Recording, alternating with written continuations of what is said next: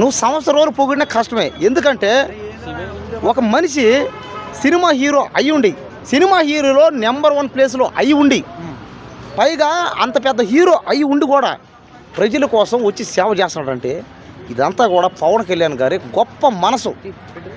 ఇది అందరికీ రాదు. ఇది ఆయన ఒక్కడ మాత్రం చేయగలుగుతాడు ఇది. కాబట్టి పవన్ కళ్యాణ్ గురించి ఇంక నుంచి అందరూ నెగిటివ్గా మాట్లాడడం మానేయండి. పని పాట లేని ఎదవలందరూ వచ్చి ఆయన మీద రకరకాలుగా మాట్లాడతారు.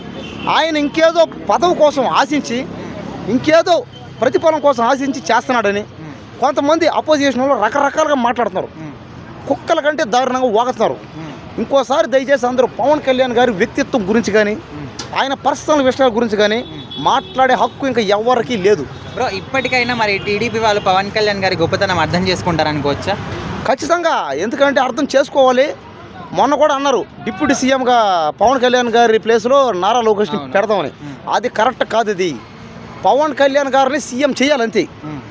ప్రజల నిర్ణయం కన్ఫర్మ్ అయితే ప్రజలందరూ పొరపాటున మీరు నారా లోకేష్ని డిప్యూటీ సీఎం చేస్తే ఖచ్చితంగా పవన్ కళ్యాణ్ గారిని సీఎం చేయాల్సిందే.